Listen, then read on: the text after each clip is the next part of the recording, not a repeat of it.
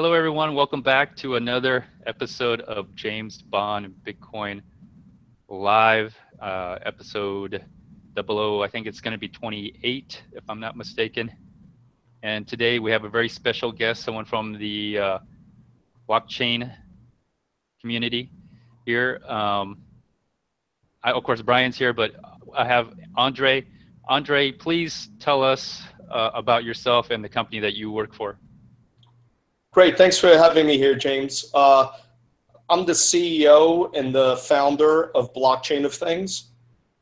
We are an integration layer into the global Bitcoin blockchain. The name of the product is called Catenis Enterprise. And Catenis, little background and tidbit of information, it means chains in Latin. And you can think of us as the on-ramp and off-ramp to the global Bitcoin blockchain, allowing developers who know very little about Bitcoin and the Bitcoin blockchain to build decentralized applications, messaging, transmission of smart assets, and intelligent contracts on the edge node of the network. Okay, excellent. Andre, could you tell us how you came up with the idea of this company? How did this company start, and how did you get involved in cryptocurrency? Like, how did you start off with Bitcoin or something else? Yeah, so I've been in this space for quite some time. Started hearing about Bitcoin in 2010 and looking at it. You know, it takes a while for you to adapt. By 2011, I started reading a little bit more about it. It wasn't until, I believe, the end of 2011 that I went to try to get my hands on a few coins to see how the technology actually worked, and started reading a little bit more online. By 2012, I understood it to be a fascinating technology, and I was completely sucked in by 2013. Initially, I was building an application called eCoin Cashier, and I was involved in the whole debacle that the Department of Financial Services in New York had subpoenaed 23 companies. My company was one of them, under the moniker of eCoin Cashier at the time. But the interesting thing is, I had many months prior realized that the space was fraught with regulation. So I took it upon myself to do the research and the legwork to submit for a FinCEN ruling. For those of you in the audience who don't know who FinCEN is, they're the Financial Crimes Enforcement Division of the US government, and they are mandated by Congress to enforce the Bank Secrecies Act and the Patriot Act in the US. They also regulate money transmission at the federal level. And I realized that it was a little bit dangerous, so I went and took it upon myself to start doing a lot of research and submitting for a FinCEN ruling. Actually, astonishingly, I did receive a ruling in the positive to be able to buy and sell cryptocurrencies from my own accounts, corporate accounts, through software. Today it still holds. That was interesting, the reaction I got from the Department of Financial Services. But at that time, I kept asking myself, you know, I had 30 years in enterprise software. What was I doing in an extremely regulated space? And a question kept bothering me. The fact that I would see transactions upwards of $5, $10, $15, $20 million travel the peer-to-peer network and never get compromised, yet every device and application being connected to the internet was constantly getting compromised. I kept asking myself the question, why aren't enterprise companies embracing this technology? Why aren't they jumping in and realizing that if it's protecting so much money, it could also protect their devices, and it could also solve many critical issues of connecting systems across the internet?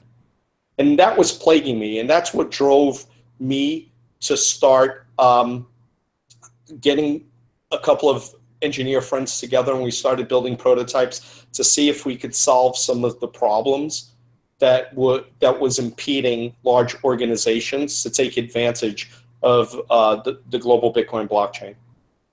Okay, and your product, tell us more about the product that you have, and what's it called, and how does it work?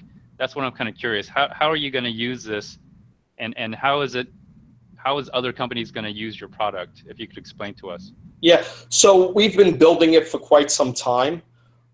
So what we tried to do is realize that there were certain impediments to leveraging the global Bitcoin blockchain for companies. So we realized that there was a huge need to use it. But we quickly identified that the Achilles heel to Bitcoin for building applications and leveraging it for the enterprise is actually Bitcoin, the currency. So let's talk about that for a second, because it's what we call our rapid adoption technology. Imagine now nowadays I have an extremely powerful integration layer, and we're one of the few organizations in the world that, although we haven't fully GA'd our product, we do have customers in the United States using our integration layer. But imagine I go to a big company and they love Catenis Enterprise. And then I have to tell them, oh, and by the way, your CFO needs to know that he needs to reorganize his accounting department, because, you know, Jack and Susan, they're going to need to buy cryptocurrency online and bring it into their wallet. And by the way, your IT department is going to have to protect that wallet, and you're going to have to trust Jack and Susan with the private keys. Oh, and by the way, when your developers integrate into one of your applications, be it your assembly line or any integration endpoint, you're going to need to trust them also, although these engineers come and leave the organization at all times. Well, we know from the Silk Road debacle that we couldn't trust FBI agents, right, with private keys. So trusting a couple of people or employees with disinformation because you can't send a transaction on the global Bitcoin blockchain without paying a fee in Bitcoins or transmitting some value right above the dust amount, that's a significant impediment to being able to leverage this technology.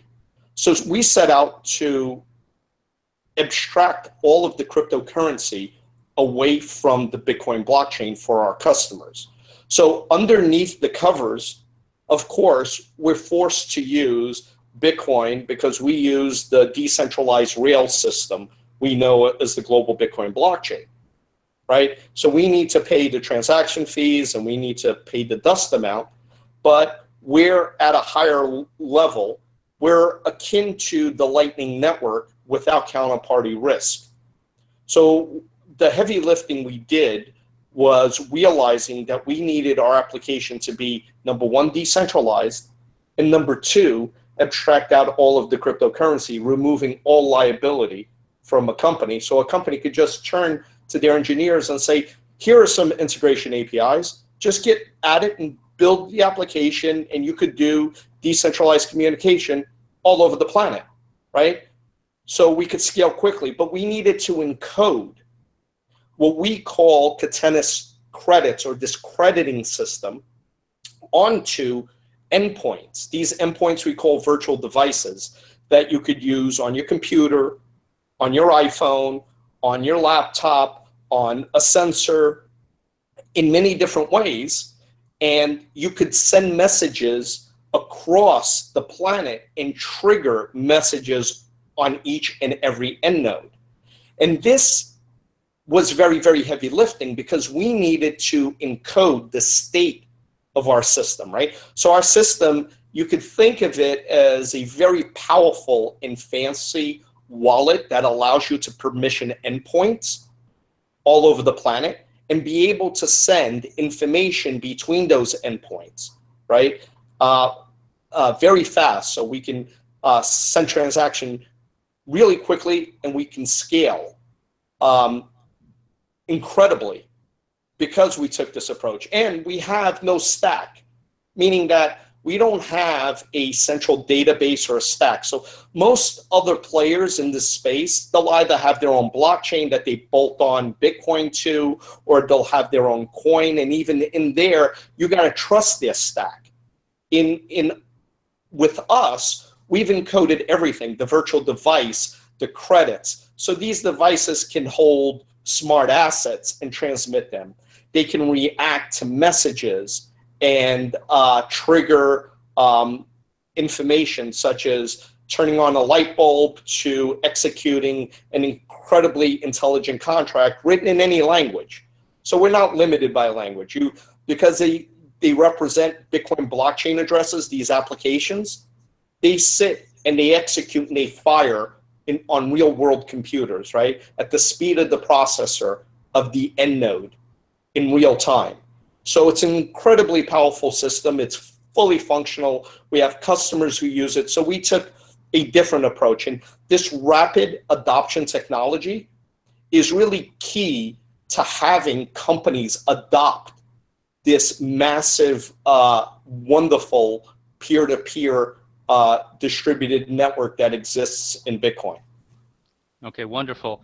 Andre, I was wondering what network are you using? I mean, are you using like the Bitcoin blockchain or a private network? How does it work? And when you say Dust, like, are you actually using Bitcoin Dust as transactions? Okay, so two things. First, we're a second layer technology, right? Like I mentioned, we're similar to, you can think of us as an extremely fancy Lightning network. So we could support and can today any blockchain if we wanted to. The challenge is that software has a maturity cycle, and blockchains are incredibly dense and terse. And a lot of people are building blockchains to try to achieve what we've achieved. And large companies we're speaking to, they realize that you could use blockchains such as Ethereum and Hyperledger, and they're playing with the technologies in their test lab. But still till today, there's only one blockchain that large corporations would trust with their information, and that's because it's been around for close to 9 years, and it's proven itself. And today it protects, what is it, close to $70 billion of people's money. So even when we approach serious companies that want to use our integration points, they're very adamant in saying that they need a robust blockchain that has proven itself, right? So others are up and coming, and they will prove themselves to be anti-fragile. However, anti-fragility comes with time. So, we'll start supporting other blockchains, but I can only see that really happening, 5 to 8 years down the line, especially with blockchain technology, because blockchain technology is very dense and terse technology. And that applies to my company also, right?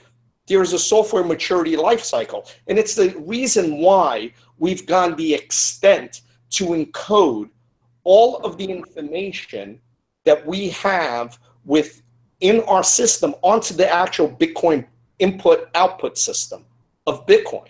Why? Because we use Bitcoin on itself to protect our own system, right? Because of that software maturity life cycle. So we're very aware of that. So we've taken the time, which has been about 2.5 years, to build this encoding infrastructure onto the Bitcoin blockchain, into the input-output system, to make it reliable, because we know we're using an extremely reliable system. So we can't see today, just because we target serious customers throughout the world, them using any other blockchain until those blockchains mature. Okay, fair enough. And Andre, could you give us like an example of how someone or a company would use your product? Absolutely. So We call them virtual devices, and these virtual devices are represented by blockchain addresses and color coin addresses. So they can react to messages, hold digital assets we call smart assets for smart properties, and their permission. So that's something very, very unique that we have on the global Bitcoin blockchain. Through our layer, we permission every single endpoint. And we create what we call ephemeral tunnels between the two endpoints. As you know, and many of your viewers would know, that blockchain addresses are public addresses. So one of the challenges in the beginning was, well, what happens if someone spends some money and sends money to an open address? Well, our devices will only react to messages that come from other devices of ours, right? So as banks and these companies try to build blockchains to permission the end nodes, we actually took an opposite approach, right? We said, let's piggyback on the trusted blockchain that has a global footprint, and let's, through a second layer technology, protect all of these endpoints. So now you can send a message and trigger an asset movement. You can write code to place this on a piece of hardware. Let's say it's a robotic arm. You can generate tokens on the other end at your company. Let's say we create 100 million tokens in our application, and we call them James tokens. And we write another program on our robotic arm, and we say we only respect James tokens as 1 hour of use. If you were to send 100 James tokens to that other endpoint, this endpoint on the robotic arm would only function for 24 hours because you only sent 24 James coins, ushering in a world of hardware as a service. And we're the only company who can presently do this, and it's actually fully functional, right? So when companies see this, they're like, oh, it's amazing. You know, I've had the director of global research at GE say, Andre, people don't know that this is possible. Also, the lead scientists at Philips say the same thing, because they don't realize that we've come at this from a different angle, and it's rapid to build. Our last customer, which deals with the industrial military complex, took them a week to integrate our APIs in the global Bitcoin blockchain into their customer relationship management system. And they knew nothing about Bitcoin, right? But they're up and running and fully functional. So the paradigm is different. Now, to answer your previous question of, do we use Bitcoin? Yeah, we need to use Bitcoin. And what the dust is, well, you can configure your node on Bitcoin to accept a zero value transaction, but by default it doesn't.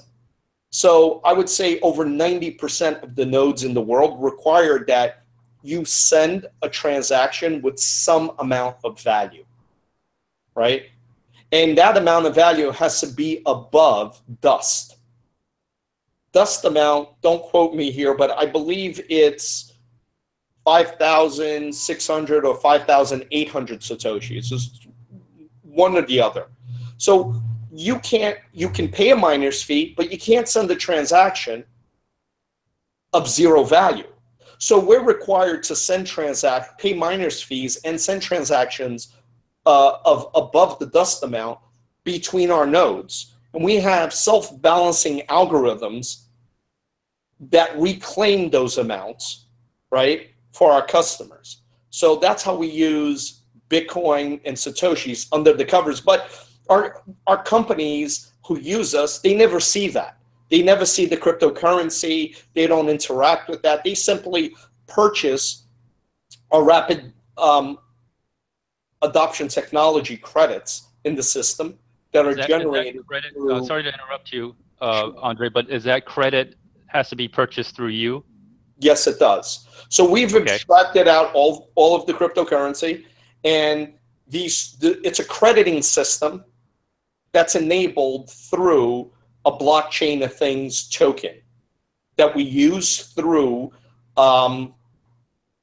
proof of burn, right? So we have a tokening mechanism outside of our system, and it's one of the reasons why in a few months to come, well, in the next week or two, we'll be announcing, well, I guess I'm announcing it now, that we'll be doing a token sale, okay, which is a product we'll be selling that is already usable in our system. And they convert into this encoding within the Bitcoin blockchain of these credits we call Catenis credits that then enable our endpoints or our devices to hold the assets, generate assets, transmit messages, log messages to the blockchain. So for your question of how do companies use this, well, it's simple. Now imagine you have an assembly line. If you come to Catenis, you simply get our APIs and you start using it on the software in your assembly line. You don't have to know anything about the Bitcoin blockchain. You don't have to hold or house cryptocurrency or Bitcoins. And you can start logging information off products coming off of your assembly line directly to the blockchain to prove provenance. But then at the same time, when your product comes off of the blockchain and it's sold to a customer, you can message it, right? And have that device act differently based on the messages it receives. We can even send code between two endpoints in what most people would be amazed at, on average between 400 and 700 milliseconds, right? Most people believe that Bitcoin transactions are slow because you have to wait 10 minutes. You've probably heard that, right, James? Yeah, but you're talking about a second layer where you're not really transacting on the chain per se, but when you're talking about the two endpoints, they should be pretty quick.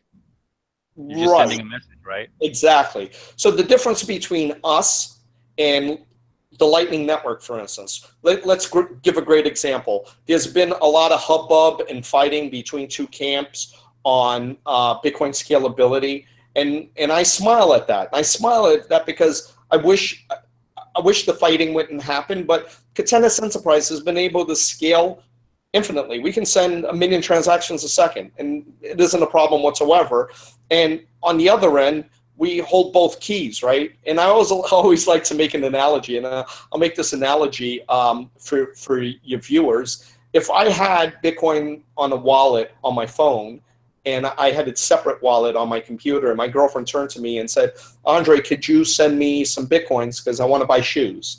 And I sent Bitcoins from my wallet on my phone to my computer, and I told her, well, I only send Bitcoins from my computer because I have an accounting system on my computer that I like to keep track of.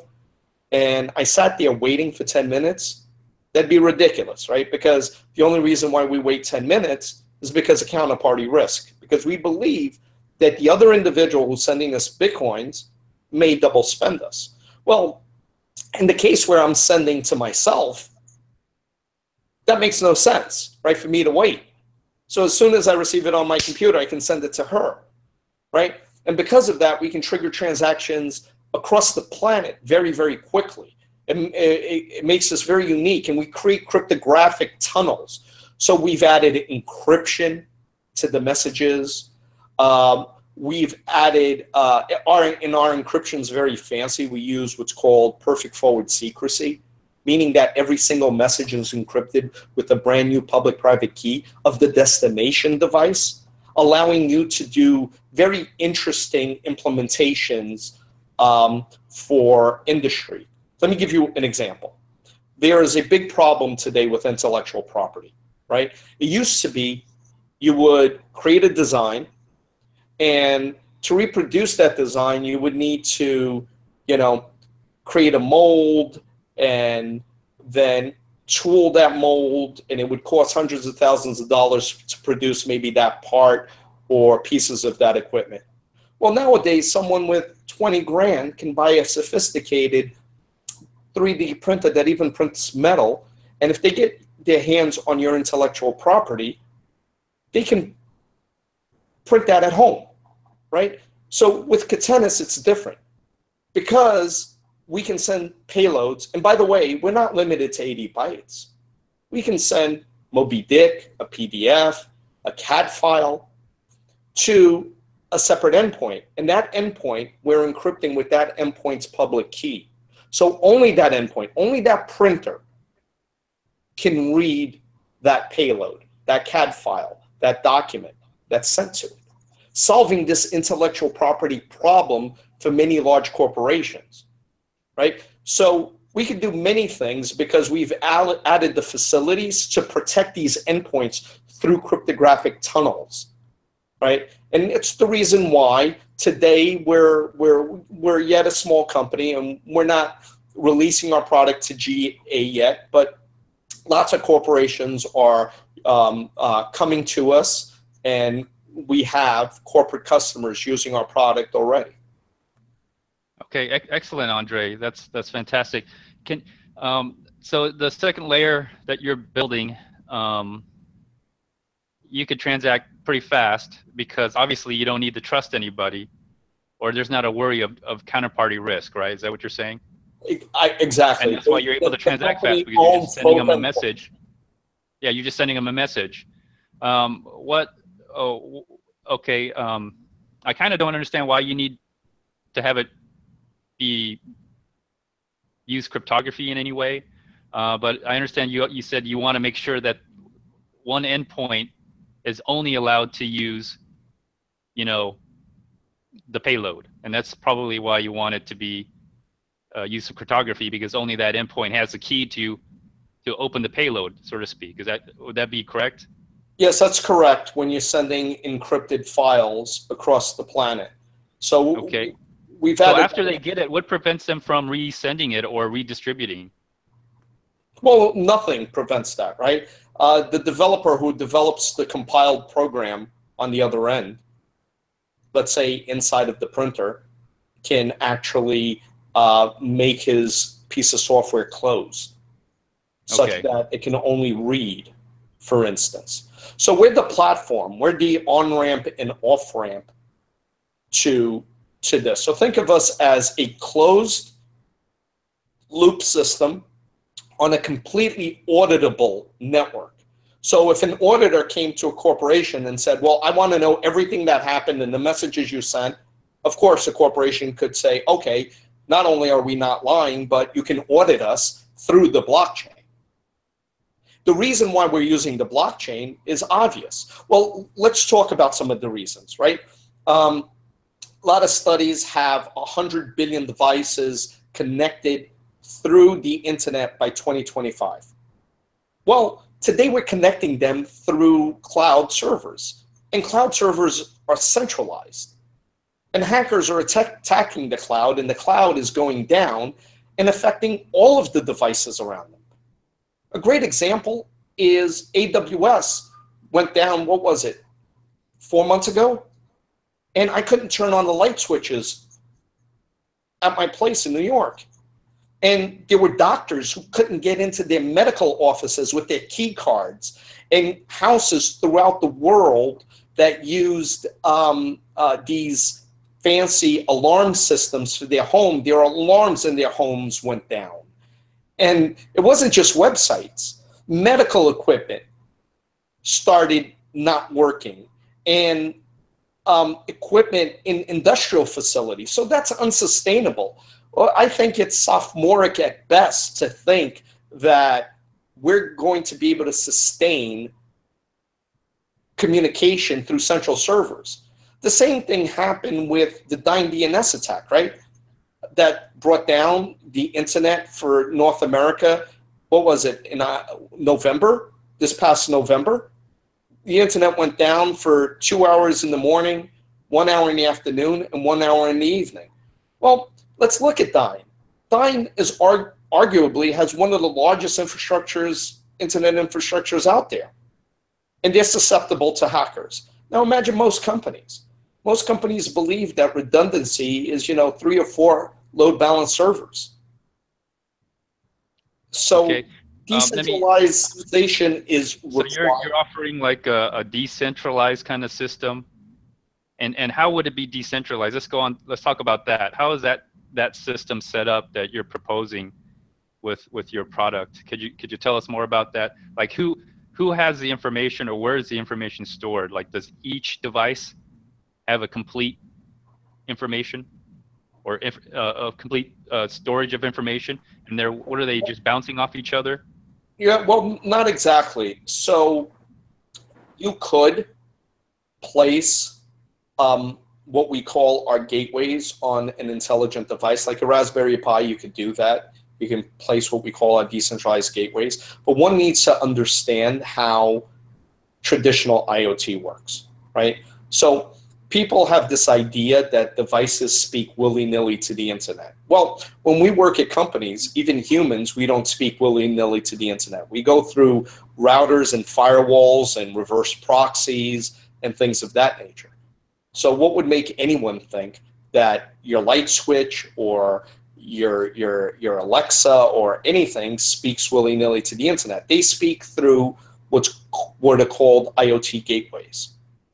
The problem is that these IoT gateways today, right, they speak to your light switches and alarm systems, and then they speak to the cloud. The cloud goes under, and all of the gateways, all of your connected offices and locations go down. Well, we have the same concept. The difference is that our gateway speaks directly to the global Bitcoin blockchain. So there's no central server. So these gateways are speaking to other gateways throughout the world, right, in a decentralized fashion. So we haven't changed the architecture of IoT, except that we're eliminating the central point of failure. And let me emphasize, it's not one central point of failure. As AWS has proven 4 months ago, it didn't matter how well you protected your central environment on AWS. The hosting provider went down, so your system went down. So it's actually 2 central points of failure. Now, that may be sustainable for me, that I can manually go over and turn on my lights as opposed to speaking to my Amazon Echo. However, that's really not sustainable for medical facility, for industry, for manufacturing, power grids. Those things, it's really not sustainable. And today, I don't know of any other product that can leverage a global peer-to-peer network as we can. Now, there's great peer-to-peer networks and mesh networks at a local level. In my place, I use Zigbee and Z-Wave. They're great peer-to-peer mesh networks internally. You spend a lot of money and even buy great peer-to-peer networks campus size. It'd take a while for you to build it out and would cost you money and maintenance, but fantastic. And you could actually build a massive peer-to-peer network globally. But, I mean, today we can piggyback on a public one. It's called the global Bitcoin blockchain that has been proven. Okay. All right. So you have to forgive me. I'm not very computer smart. You know, I'm not computer literate at all. I just know how to use a computer. That's about the extent of my knowledge. So basically, you'll have your layer of network doing all these things, and somehow you'll have the Bitcoin blockchain transfer all this information as well. That's what you're piggybacking on. Andre, it's very similar to the Lightning Network concept. Can you address that question in terms of the following example? How would the Academy of Motion Pictures guarantee that the screeners they send out to their voting members were only seen by them and not used anywhere else? Would that be possible? And then how would your program and software do that? Great. So they could build an application, right? And that application would speak through our APIs. And that application would be given out to their screeners, for instance. And each screener would be what we call a virtual device, represented by a blockchain address and a asset address in the system. And now we can send the file, the payload, the movie, the music, and we could even send it along with a digital asset. So that makes it really game-changing, right? people talk about sending digital assets that represent maybe a stock or a bond or the rights to music. Now imagine sending that digital asset with the music, with the bond, with the program.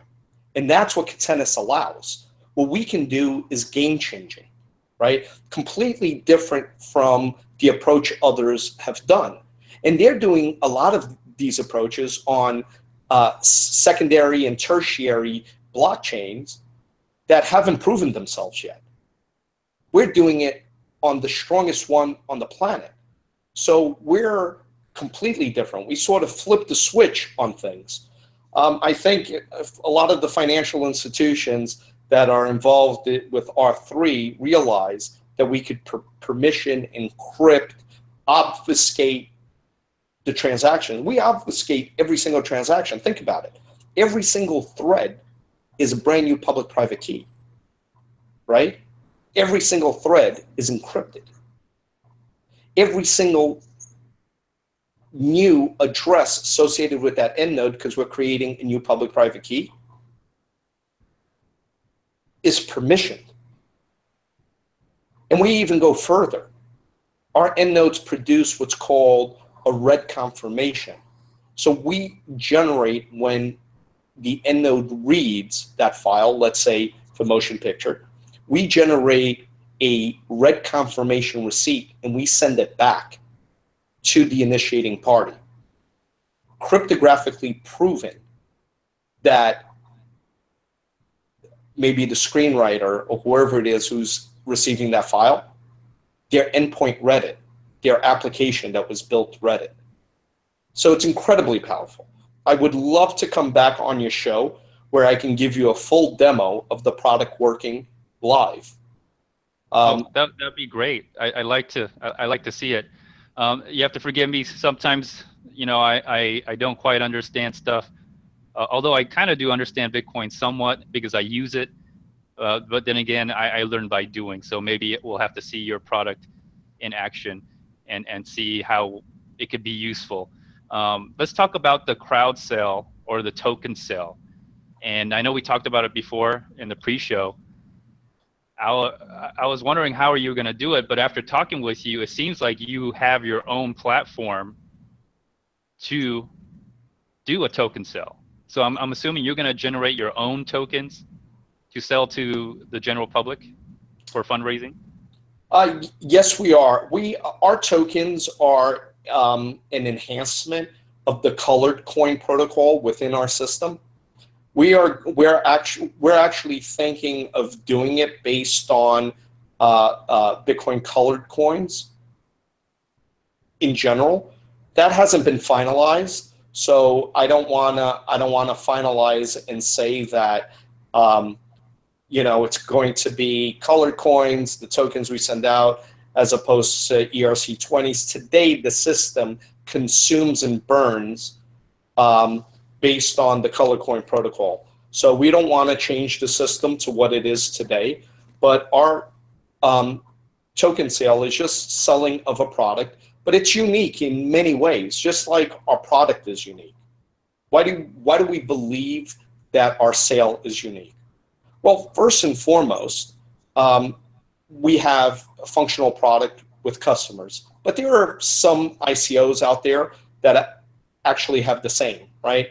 That have come out. Few of them, but there are. We're not a loosely coupled organization. We're a Delaware corporation with offices in New York, Miami, Sao Paulo, Brazil, Rio de Janeiro. So we're a real company. So there's more trust when, you know, you can come after an individual. And then we have other attributes. Well, let's talk about the token itself. The token will be unique in that it has real value. Well, how does it have real value as opposed to others? It actually represents Bitcoin fee and a Bitcoin dust amount. So think about that for a second. Not only are you buying the token that's usable in our system that you can do this, but you know you're buying something that has underlying value before you purchase it. And not only are you buying that token on the token sale, you're buying it from a reputable company, and you're buying that product from us that is functional in a system that you can actually see and speak to our customers. And I think that that's significantly different than these sales that try to raise money to build a product, or these sales that the tokens themselves tell you that in the future they'll have some underlying value if the platform takes off. So everything that we do is unique. Let me give you a great for instance. Here's a shout out to Adam Beck and Blockstream, because this week they announced Blockstream Satellite. Well, because we're decentralized, when we're completely on the Bitcoin blockchain, our gateways now, if they receive blocks, they can receive transactions anywhere on the planet, right? So Blockstream speaks of this great thing that only 60% of humans on Earth have access to internet connection. And a lot of those connections, they don't say, but they're very, very poor connections. So Blockstream Satellite is fantastic. It's unbelievable. But now let's think of a company that has an oil platform in the middle of the ocean. Well, if you're using Consensus Enterprise, you could receive now a transaction for that device to do something. You could send a message to that device through the satellite, or a research facility in sub-Saharan Africa, right? It's power of a product that has never existed. And this is thanks to the forethought of Blockstream. Okay, Andre, I do have a quick question on the colored coins. From my understanding, maybe you can correct me if I'm wrong, but aren't those actually just regular Bitcoins that you essentially make into a sidechain to turn to colored coins, in which you can use those colored coins for whatever application you want? Is that what you're talking about? They're not, and that's the wonderful thing about Bitcoin proper, right? So we need to make a distinction between some of the tokens that are out there, right? The most popular tokening system, as we know, is Ethereum, right? So if we think about Ethereum tokens, how do they work? Well, there is a contract, and that contract, you could argue that it's not centralized, but you have to have a wallet that discovers that contract, right? So you throw up your Ethereum wallet, it discovers that contract. Brian throws up his Ethereum wallet. He needs to know the address of that contract, and then you guys can send tokens between each other. So you're sending a message to the contract saying, I'm going to debit and debit your account, credit Brian's account, and send it to him. So you have this one-way funnel, and it's the reason why during ICOs, when people are trying to send money to Ethereum contracts, the server doesn't respond. Well, color coins, or the color coin protocol on Bitcoin, is completely different. Anyone who has a color-aware wallet can receive a color coin from one to the other across the peer-to-peer network. There's no centralization or no discovery. It's me just knowing the address of Brian's wallet. Or I understand that, but how do you create the color coins? Well, the color coin, depending on what protocol you're using, is simply encoded into Satoshis, into Bitcoins, depending on what the amount is. Typically, the amount is about 5,800 or 6,000 Satoshis per color coin.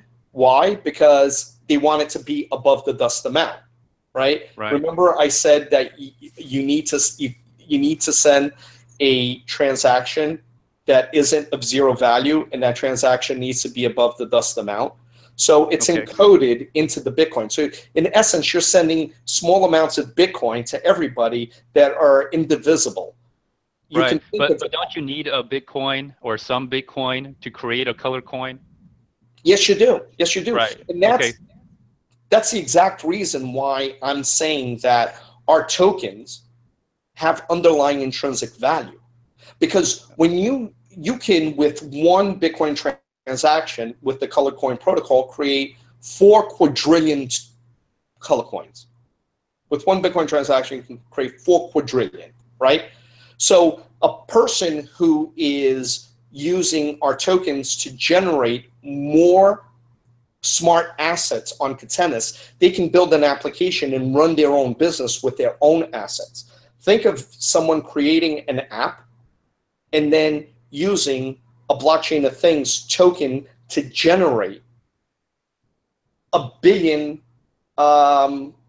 tokens within their application that then they could use as loyalty points or bonds or stock or whatever they want, right? So our tokens in our token sale have intrinsic value, and it's the value of that Bitcoin transaction that we're actually using, right? Right. So you're taking a Bitcoin or some type, whatever amount, to generate these color coins. Obviously, I don't know if you have to burn that Bitcoin or if you can get that Bitcoin back. I'm not sure how that works. But then you're taking these color coins, which are just fractional amounts of Bitcoin that are designated with whatever color or a special use or application. In your case, I'm assuming it would be to sell as a token for the purposes of raising money. Is that right? Well, we're selling a product, right? We're selling a product like everybody else. The difference is that our product is very powerful. One token in our product can create millions or billions of tokens in the product that you build on top of us. Okay, so basically you're creating a colored coin, so to speak, and then you're using that colored coin as a product to sell, to use within your platform. Is that pretty much how it works? Yes. Now, okay. these BCOT tokens, what are they used for? They're used to generate an integration endpoint we call a virtual device. They're used to send a message between point A and point B. They're used to log messages to the blockchain for provenance or attestation. They're used to generate smart assets in our system, right? They're used to transmit these smart assets in our system. So each one of these, well, they're not specific depending on what the cost and the amount of the token is, will generate these encoding points on our endpoints, allowing our customers to use our product and make this happen, right? So they're the fuel that power all of the functionality in our system. And yes, under the covers, they are Bitcoins, they're Satoshis. So they have intrinsic value. Okay. Now I have a better understanding of what you're talking about. So basically, you're just taking any Bitcoin, generating a token out of it called color coins, but basically they're essentially fractions of a Bitcoin, Satoshis, whatever, and then you're selling those as a product to be used with your platform, and then whatever your platform can do or designed to do, or whatever the customer wants it to do on your platform, you can design that for them. So let's say if I have a token and I bought James Bond coin, and I want to control a robot at the headquarters to push a red button so it can explode, you will design that for me, right? Right. Well, we're an application. We have a professional services division, but if you have your own set of engineers, you can now build it quickly because your engineers don't need to know anything about the difficulties of integrating with the Bitcoin blockchain. All they need to know is how to write web service calls, right? And most regular engineers know that. You don't need to be a cryptographic scientist, for instance. Okay, but in your case, what you want to do is you're creating color coins, and then you're selling them to generate income. So essentially, and if you boil it down, you're kind of more or less just selling Bitcoins. No, we're selling a token that is used in our system. Our system requires this token, right? Okay. Today it requires the token under the covers as we power the system. Tomorrow, we're going to make this token available to loyal customers who want to hold it to empower themselves to build apps on our system. So we have a layer of abstraction. So they'll use a token, and then once they have these tokens, they can build whatever applications they want. And then if they want to power it, they would just simply use the tokens themselves. Or maybe they can even, is it possible that they can sell these tokens to other people as well, yeah, well, we for can't the applications control, that they build? We can't control second and third party markets that pop up on, these tokens. They do all the time for these ICOs. That's apart from our company, but that's in itself probably what will happen, right? That's okay. Well, is your project open source? No, it is not. We're a U.S. corporation. It's completely closed source. And today we don't even sell our product unless you're an enterprise company and we get to hold your hand. And the reason why we take that approach is that many people are confused. They're confused as to what smart contracts really are. They think it could solve cancer and it's magical pixie dust, when in essence it's a very fancy multi-sig, right? So because of the confusion out there, we've taken a hand-holding approach for all of our customers, because a lot of people are confused, and as a smaller company, we can't afford to make any mistakes. And I turn away projects all the time. I have companies that call me and believe that they have a great solution to use the blockchain, and my recommendation is go buy SQL Server or go get Oracle. Blockchain is terrible for that implementation. And I do that all the time because there's a lot of confusion in this space and in this area. So as a company, I'm very, very sensitive to our customers and educating our customers and the hype that exists around blockchain today, right? If you think about a blockchain in general, it's fantastic. But what can it do? It could send the decentralized message transaction. It can write something, and it can read something, right? Typical databases do what we call CRUD operations: create, read, update, and delete. Well, blockchains, you can create and read. So it has some wonderful properties where we can control things such as assets, right? And then if you use them in our environment, they become even smarter, as smart assets. But if you think about the whole thing, there's a lot of confusion in this space, and we're helping clear up that confusion, one customer win at a time. Okay, Andre, I want to talk about your company a little bit more. What are your future plans as a founder? Obviously, you're an investor as well. But what are your hopes? Do you plan on hopefully getting listed, doing an IPO or private acquisition? What kind of things are you looking for? Well, I'm not looking that far down the line. Right now, I just want to have the world's premier integration platform into the premier blockchain. Hopefully, as other blockchains surface that are production ready into the future, and I think we're still 5 or 6 years out for major corporations, at least, because they're very sensitive. I mean, if you look at the history of Java, I think it took 8 to 10 years before companies started taking the Java language seriously, right? So we're just trying to be the premier company in the space that does this. We have a unique approach to it. I'm not looking that far down the line, but just to produce good product. And we learn from our customers. We learn from having conversations such as this one on cool things we can build and deliver. And that's where we are today. Hopefully one day, yeah, we'll be able to do an IPO and go public and significantly grow. But we're just taking it a step at a time. Excellent. I want to ask you about segregated witness and what it means for your product.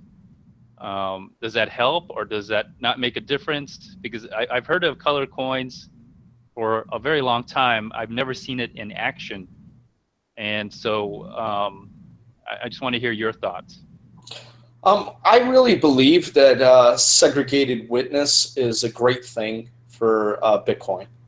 And that's because it's going to now allow companies to build more and more, and the core development team will be able to add more functionality into the system as it goes along. So things that people don't know about segregated witness is not only that it does away with all of the malleability problems, but it also allows us to start building more operational codes into the system, right, into Bitcoin. So opcodes, new opcodes could be created. And this will allow more functionality of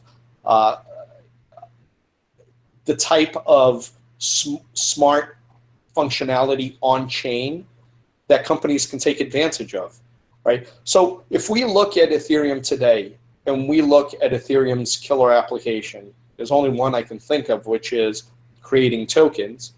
What is so killer about that, right? It's because it gives you the ability to do a multi-sig or lock up Ethereum, the color coin equivalent in Ethereum, the Ethereum token. And you could slowly release that, right, in a centralized contract. No one has built that yet on Bitcoin, and I believe that is because there's not enough opcodes or operational codes on Bitcoin to be able to do that today. But tomorrow there will be because of segregated witness, right? So a lot of the functionality that we're seeing across other blockchains that are trying to catch up, we're going to see incorporated into Bitcoin. Aside from a lot of great things, sort of the malleability fix, and now we'll be able to have better algorithms for signature and compression. And so the underlying technology is getting more and more and more robust, and we're very happy with that. And we're very happy with the choice that we've made to embrace the Bitcoin blockchain. Excellent. Brian, do you have any comments or questions for Andre? Yeah, I do. Earlier, Andre, you mentioned that you help people reclaim some of the burned Satoshis. Did I hear that correctly?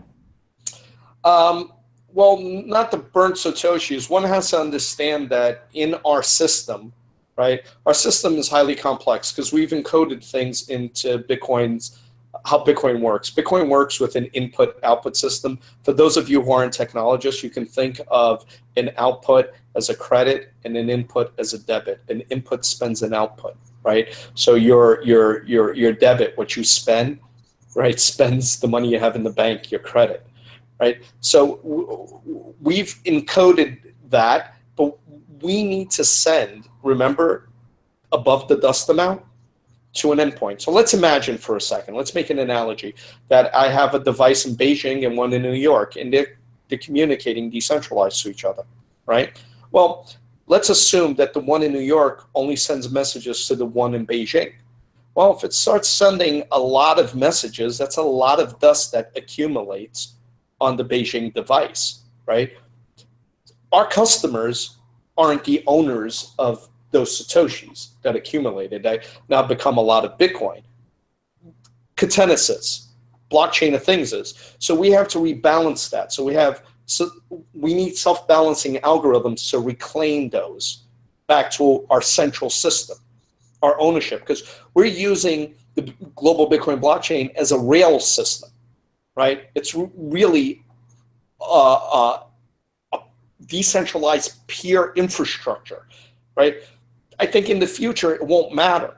In the future, they'll say, well, I just want to use Katenis Enterprise to do auditing and peer-to-peer cryptographic security and those things. You don't ask, what's the database of your messaging product? Or what's the database of, or the system of record that AT&T uses for SMS, You don't ask those questions, right? So to us, it's just an underlying infrastructure. It gives us a tremendous amount of power, right? But it's an underlying rail system that we use. So that's how we reclaimed the Satoshis, because you'd have an unbalanced system. So it's taken us years to develop these algorithms. All right, I have another question. How would your company generate its income? Is it literally the sale of the tokens to be used, or do you also offer like a service other than the use of the platform itself? Yeah, the token is a product. So you are correct. The sale of the token is a product as one. However, there will be a small markup on our rapid adoption technology, what the crediting system that we talk about for logging, sending messages, generating smart assets, transmitting smart assets, and those things. And a little tiny fee on top of that, because we do away with all the liabilities and headaches that a company has to deal with.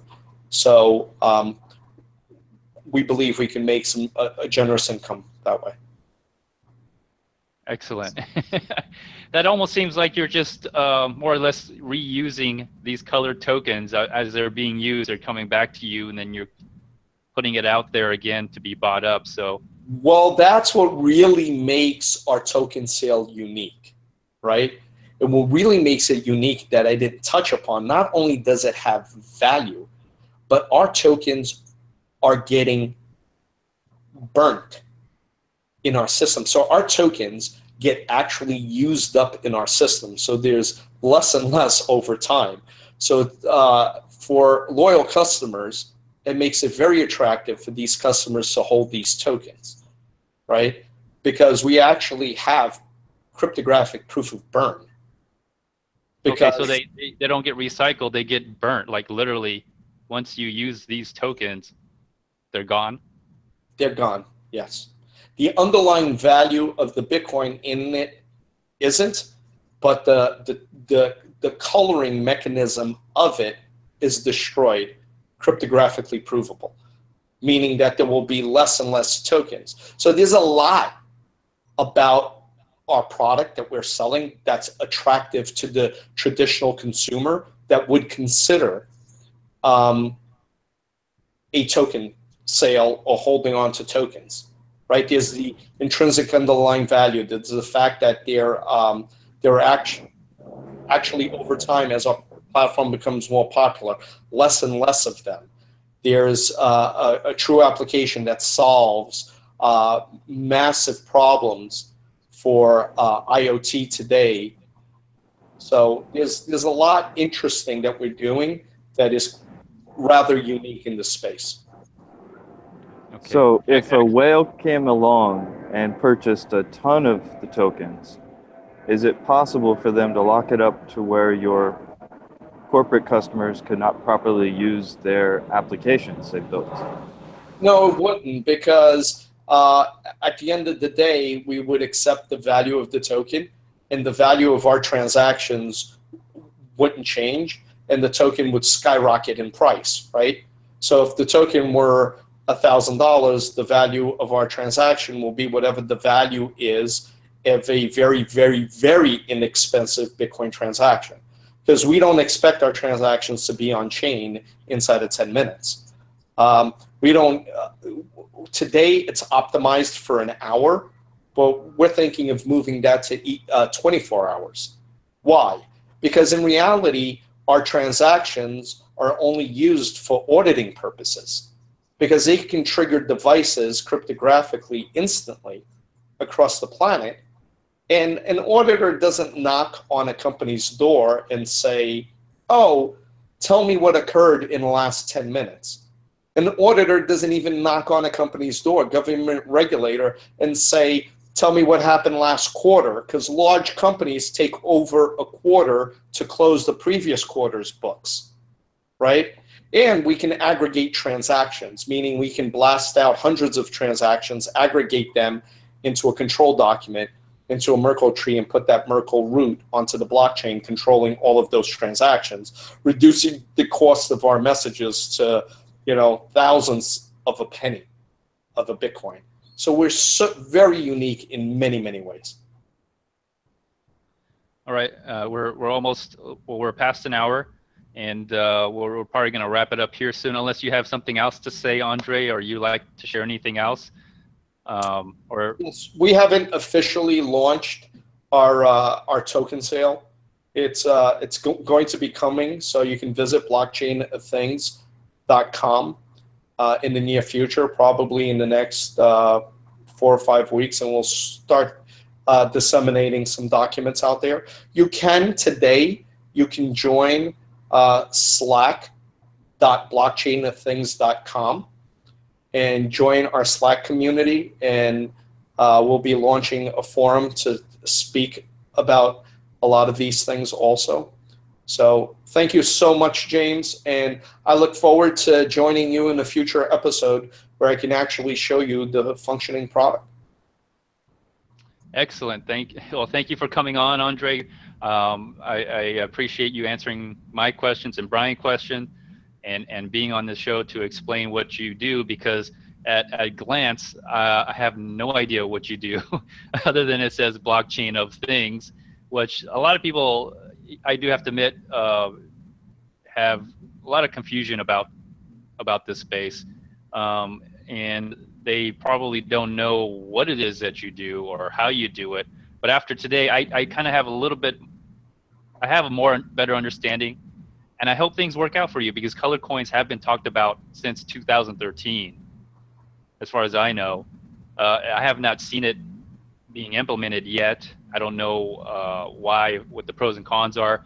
I just buy Bitcoin and hold it and hope it goes up to astronomical amounts. And so that's my hope. Well, some of the cons, the reason why you're not seeing it popularized is the cost of a Bitcoin transaction today. However, a lot of that doesn't apply in our platform. So again, we're rather unique there. Thank you so much, guys. Thank you, Brian. It's nice to see you. He's an avid attendee at Crypto Circles, which is a meetup that I run in New York for anyone. It's the second Monday of the month. You're welcome to come down or look us up, Crypto Circles at meetup.com. Thanks, guys. All right. Well, before you leave, tell people where they can find you. All your links are in the notes section, but one more time, just where they can contact you, just in case there's a huge investor or a huge customer who watched this video. Yeah. Again, you can go to slack.blockchainofthings.com and go to our Slack channel. You can contact us. There's a contact us form on the front page of our website, and pretty soon we'll be launching a whole site that talks about the tokens that you can purchase, this product we have that we'll be releasing to the public. All right. Thank you very much. And I guess this is going to conclude this episode. So stay tuned for the next episode, which I'm having, hopefully we'll have Digital Gold back on, and that'll be Wednesday, 8 p.m. But until next time, everyone, bye-bye. Bye-bye.